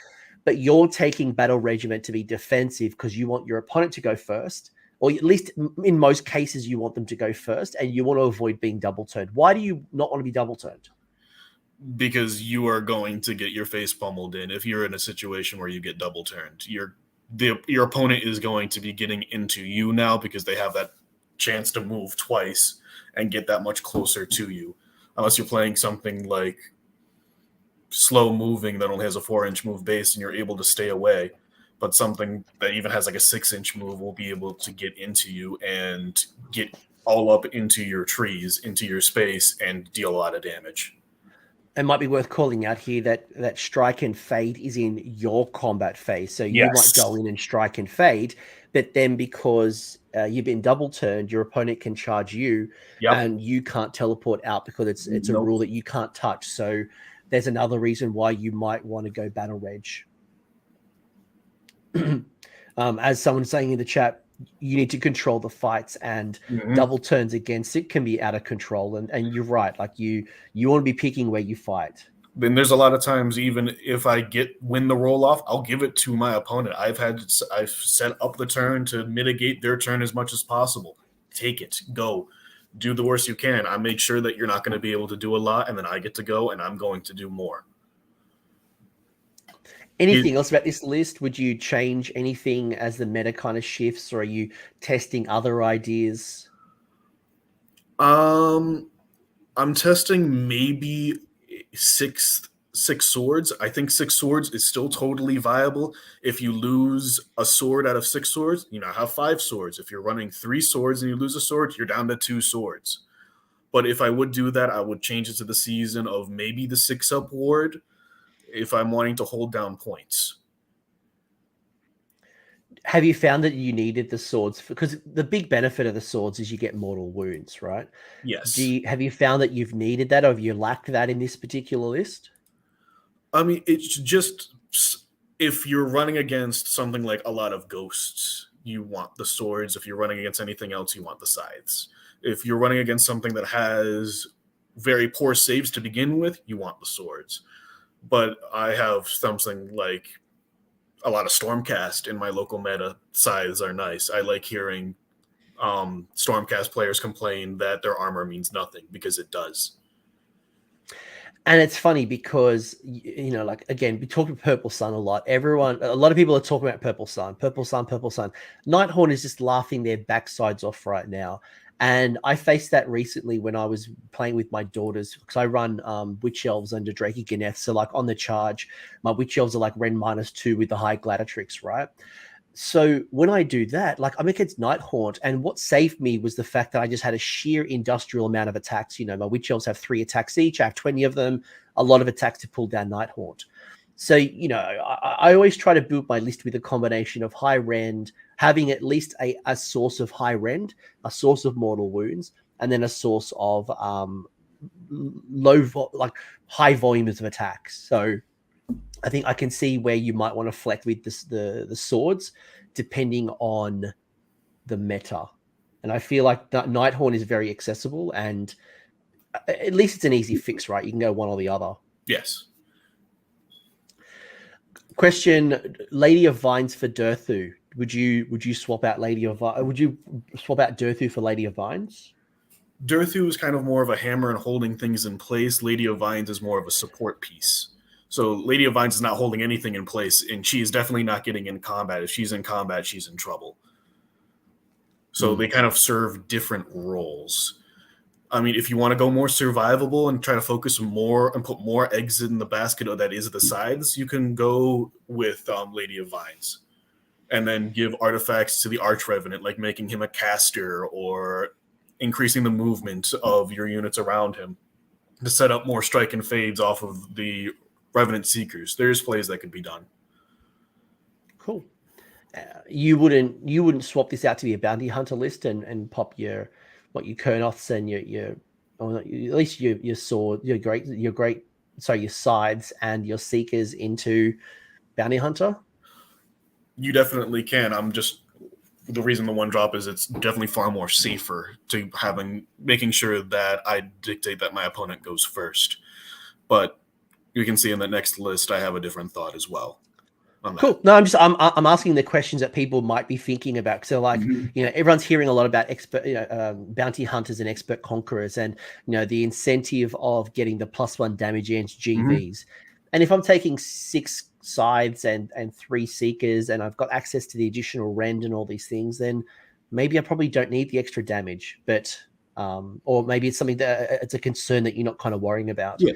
But I will go to the second list, and that is your Null root list, which is Alarielle with the Warsong Revenant. The Warsong is your general with the Spell Singer command trait. You've got the Acorn of Ages as the artifact. You've got the Deadly Harvest as the spell. You've got yourself 5 tree revs. You've got yourself 5 tree revs. You've got yourself 5 tree revs. You've got yourself the Spite Rider Lancers, and then you've got Purple Sun. You've gone Battle Reg and Bounty Hunter. So this is a 3-drop. And I think in most cases now 3-drop is the new 1-drop. Yes. But I've been coaching and talking to a lot of people and saying, well, now that 3-drop is the 1-drop, why not go 1-drop and beat the 3-drop? So all the people that are building around previous freestyle was a 1-drop. So many people going around Bounty Hunter and Battle Reg that if you're really concerned about going first, you can just go straight Battle Reg and you will get to dictate. But please pass it over to you. What's this list all about? How does it work? What's it doing differently that the other list didn't? So this list on the tabletop looks absolutely terrifying because it is so very small. I mean, there's like nearly nothing on it. So this is fairly similar to the list that I was playing in 2.0. The main difference is I no longer have an additional caster. I added in Purple Sun. I used to run 6 bows. Now I'm running 6 lancers. This is the list that I took to a tournament yesterday and went 2-1 and came in 4th. The only loss against Marcella, who's on the Worlds team. So, I mean, at the very least, I can say that I managed to table her somehow. So that's at least a plus to this list and showing how much damage it can potentially do, even though it is only 83 wounds and still is under 100, even with the wounds that Alarielle can bring to the table with her pop in. What were speaking of Alarielle, what were the types of units that you were bringing in with your once per game turn? Did you find yourself bringing in bodies, Kurnoth hunters? What were you finding you bringing out on the table? 3 bows. Every time? Yeah, pretty much. It's either 3 bows or swords, but mostly 3 bows. Because now it used to be the leader would have +1 to hit. Now he has +1 attack to his bow. So it's 7 shots, nearly always getting all out attack for 3s, potentially rend 2, flat 2, thanks to Purple Sun. So it's enough to put some threat and some sweat on those little heroes that are trying to help out their buddies. Yeah, I like that. My current Stormcast list is using Judicators with Purple Sun for that exact reason, being able to chip away at range with Purple Sun. I don't know personally if I would pay for 6 like bow Kurnoths myself, but being able to summon them on for free. Mm-hmm. And I'm seeing a lot of people in the chat. One, they're talking about, and I'll call out, Howe, one of many people mentioning this in the chat, that your Kurnoth hunters in Bounty Hunter, you don't need the extra damage. You're often killing out most Galetian veterans anyway, so it's a bit of a redundant point at some points. And then the other one is everyone's loving absolutely this type of list, although we are hearing a lot more about dryads being summoned, and I think dryads are possibly a good option if you need the bodies, but you've got your 3 units of tree revs, and if you're teleporting them around the board, maybe you do need that anchor point of dryads at the back, or a chaff screen, and you don't care about them because they're not Galetian veteran because they weren't Battleline as they were summoned. I think I still have 20 dryads and even a branch witch just in case I needed like an extra caster, or even make sure my opponent has the thought that I could throw on 20 dryads, because my first GTA I went to, opponent asked me what I had to summon, and I was like 3 bows, and he knew to play around that. And I was like, I'm not going to have that happen again. So I make sure to bring whatever it is that she can summon to keep my opponent guessing for at least 1 turn. Yeah, and look, the challenge is for new Sylvaneth players is you've got so many options with Alarielle. Like, I don't want to bring like literally an extra half an army with you, but having a good idea of what you need or where you might need it. Do you think the auto? So is the auto tree not a must with the tree song Revenant? Put the tree in front and mortal wound everything. It's pretty strong. So I still like having the auto tree just because it's another point that they can attack, that I can attack through. Or, I mean, it's 12 inches up, so I can deploy my war song in a way that I know where they're going to put their tree down, and then I can sling a purple sun through it. So adding 12-inch range to your purple sun is terrifying. Yeah. So, yeah, this is actually quite similar to the Math Mellow list that he has. He uses bows instead of lancers. And I think he also has a hive because he likes to sling out Alarielle. But I do not trust Alarielle in combat, even with 2s and 2s. I'd much rather sling out lancers, even though they're going to be a little bit slower. But they are going to do a lot of damage when they hit vets because they are like 7 attacks each. And Rend 4, Rend 3 with Purple Song and Tree Song does a lot of damage. And I think that's the benefit of this, right? Is that we're not here to say that Zach's list is the one list. Everyone go copy Zach and go run this. You do you, run the list that you want to run. There are certain things that I want to run. I mentioned earlier, even just I probably prefer swords over scythes when it comes to Kurnoth hunters. I think with the emergence of Nighthaunt, that is something that I'd probably be more comfortable with. Mm-hmm. But you do your thing. And if you want to run Gossamid Archers, run them. If you want to run blocks of Dryads and buff the crap out of them, do it. But I do like both of your lists. And probably the last 2 questions I want to ask you before I kind of go to work and log in is, what have you learned by playing this book now? So a lot of people, when we initially reviewed it, we kind of looked at this book, we did our best math hammering possible without a lot of practical experience on the table. Now that you've played it, what have you learned about the book that maybe is not naturally picked up when you just read it for the first time? So one thing I'd say is positioning is extremely important, where you strike and fade 2 to set up your next attack, trying to think about where your opponent is going to be. Another thing is that Spite Rider Lancers in Bounty Hunters can do 60 damage in 1 swing to Gluttons, which is pretty good. Poor old Gluttons. Yeah. How do you position well? Like, because it is a niche army. It is a scalpel type army where you just can't run up the board and smash your opponent and outmuscle them. You've got to be really strategic. Like if you were giving me advice, if I was a new Sylvaneth player and I'm like, right, I've got these fragile tools, where do I strike? Where do I pick my points of battle? How do I think about my faction? What would you explain to me? You almost need to know a bit about how your opponent's army works and what they are attempting to do. Like, Mike Mullis had 18 gluttons, and that was the center of his list, and I knew that was what to attack and deal lots of damage into. Or knowing where to strike, and also knowing the movement characteristics of your enemies, making sure that either you're totally outside of their, just not even totally, just barely outside of their charge, because they're not going to be able to double you. You've set it up so that they're not going to double. Or you set it up in such a way that you tempt them with like a 12-inch charge and make it so like, oh, look, oh no, there's a 12-inch charge there. Do you want to move forward? And then they move forward, fail the charge, and then you go in and mop up. So it's just all about positioning and making sure that you mitigate your opponent's turn and take full advantage of stopping them from doing whatever it is that they want to do. Yeah, and I think, this comes with experience. I had a video I made like earlier on, like 2 years ago or a year ago. And I think part of this, especially for newer players who, it's easy for us to say, know what your opponent does and, know where their key units are. But for a newer player or someone who's not kind of tournament ready, they don't know where to strike. So you might want to ask a couple of questions, right? Yeah. Like, how fast can you... Yeah, what's the max movement that you can see out of this unit? What's their threat range is a common thing you hear in competitive. In some cases, you might just have to learn the hard way. I've definitely had to learn the hard way of, oh, that moves really that fast. Oh, man, that does that much damage. Oh, man, Sylvaneth are really this bad in combat.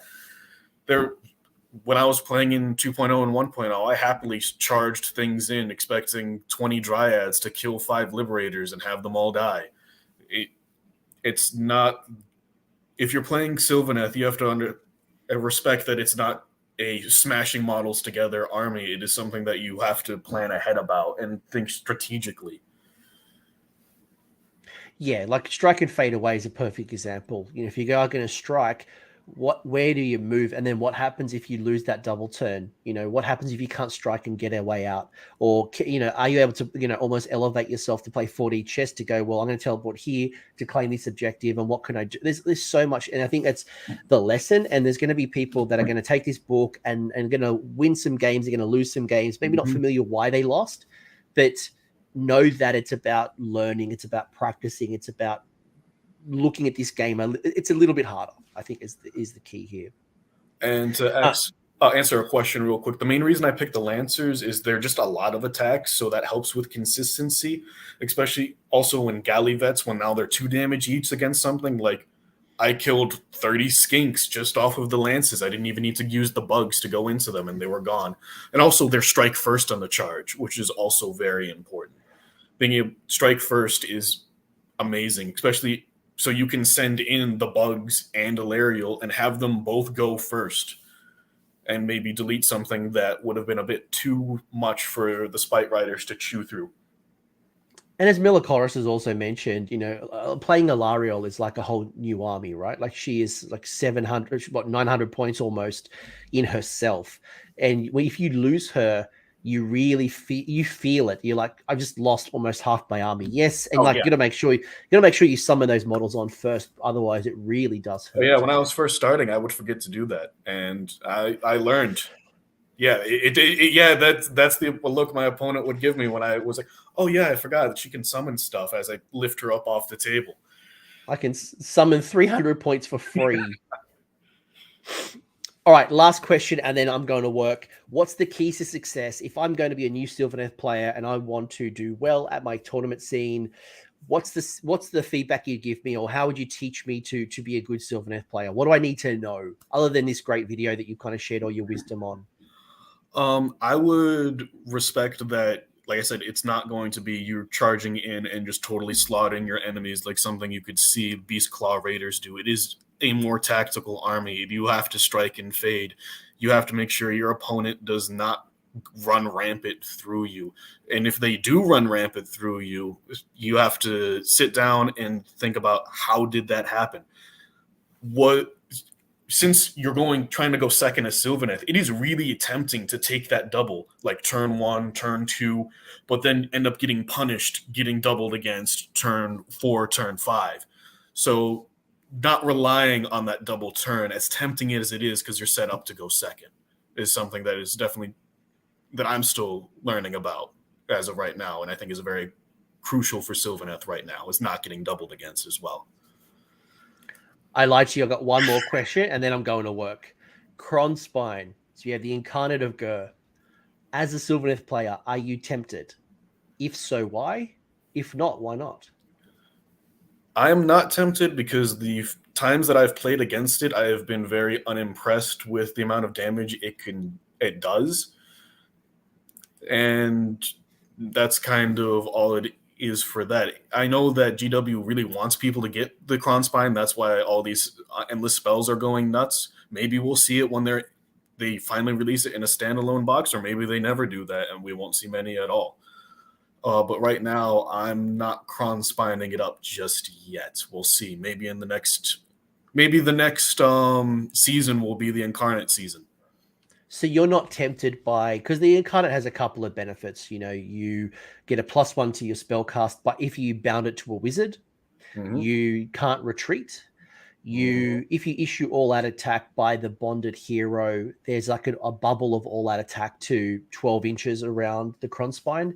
There's a couple of other benefits, but they're and like obviously you mentioned the damage, right? So those incentives are not quite there for you to spend 400 odd points in your list, and you'd rather keep it inherently with what bugs, Kurnoth hunters, Durthu, those types of things.